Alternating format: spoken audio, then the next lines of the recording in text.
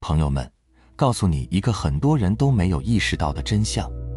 那就是我们很多人的左右脑其实是在打架的，但是我们自己却完全意识不到这一点，所以就导致了我们内在能量场域的频率很低，导致我们生命存在的状态很低。那这样的话，我们怎么可能吸引来高频的、高能量的人事物呢？头脑不应该是我们的主人，但是呢，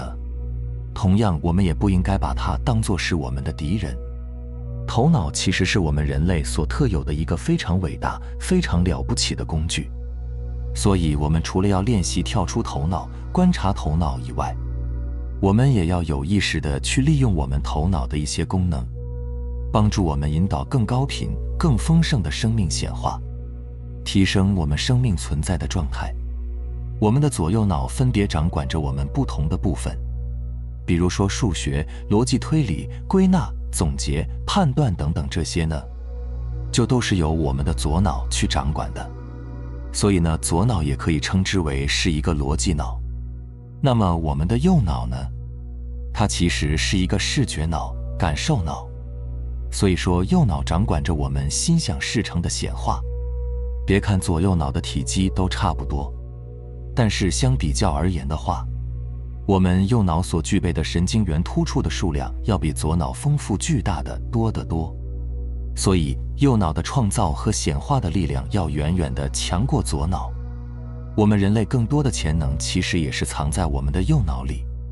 但是呢，很遗憾，在今天我们很多人的左右脑呢，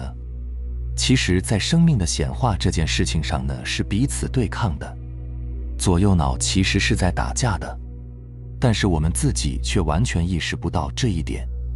所以就导致了我们内在能量场域的频率很低，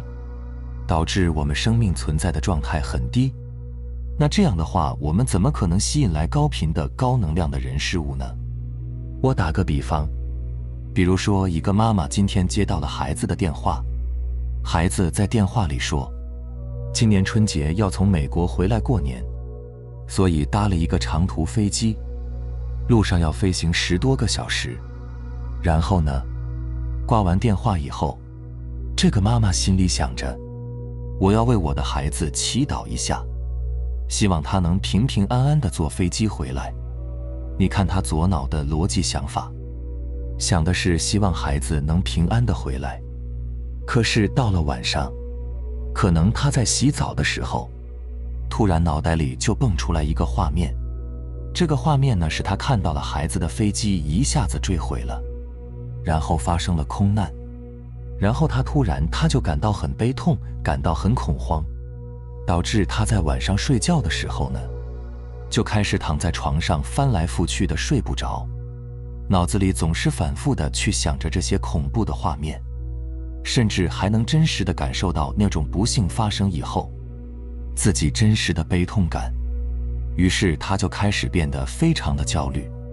十分的担心孩子在路上的安全。好，那么请问，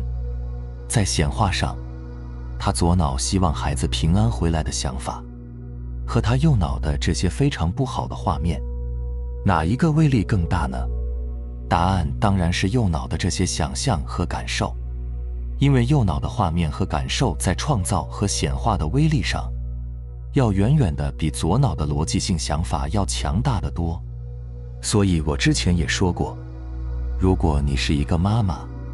那么就请你不要总是去担心和想象你的孩子在学校或者社会上被欺负的样子和画面，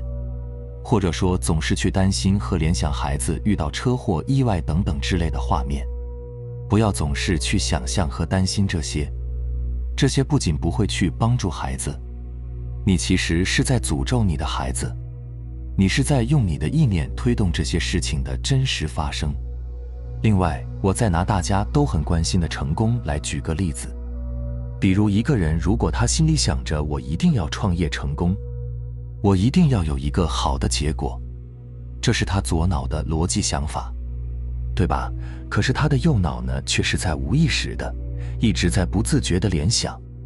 自己万一没有做成，万一失败以后的悲惨的结果和画面。那么请问他左脑的正面积极的那些给自己打气的想法，和他右脑中的这些在不自觉中显化的画面比起来，哪个更厉害呢？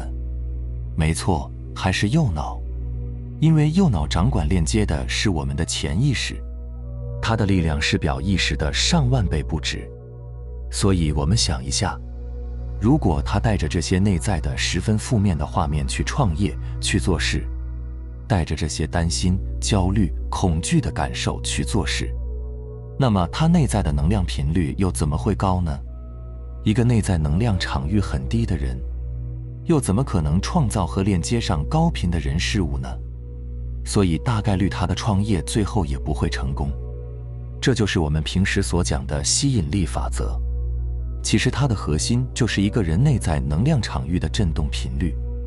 最终决定了他的命运轨迹。而一个人无意识的右脑联想，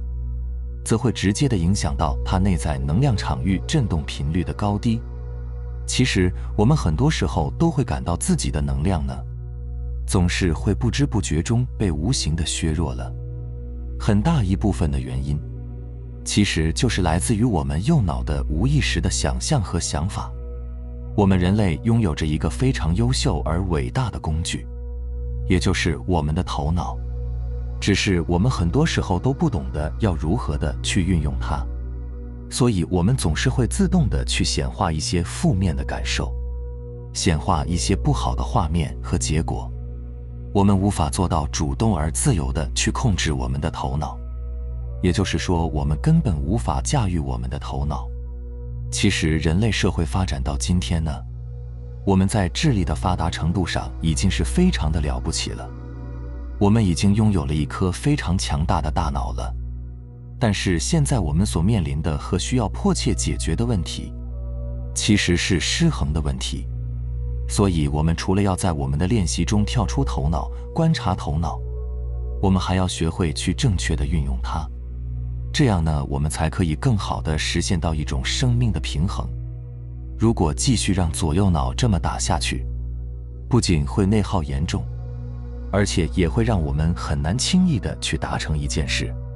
因为你无法让自己的头脑对你真正关心的、想要实现的事情，在特定时间内形成一个强大且稳定的思想流，并且保持一个明确的方向。那么我们具体该怎么做呢？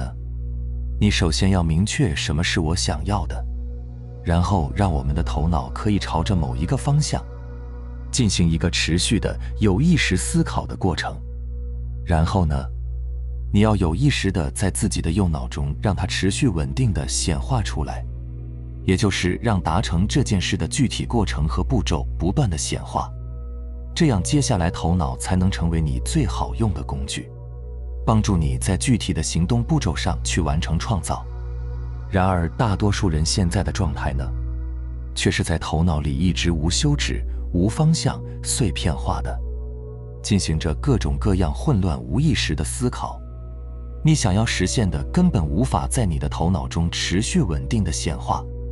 这样你也就无法带着你的头脑投入到接下来的具体的创造中去，你的目标当然也就很难在现实中达成了。还记得我们之前讲过的一个方法吗？想象你在自己的头脑中装上了一个开关，然后当你要随时在面对一件眼前马上要处理的具体事情时，主动地去打开这个开关。开关打开后，你就进入到了对一件具体事情处理的过程中。这样，接下来你头脑的任何思考和判断呢，就是经过了允许的，被投入了意识的。这时候，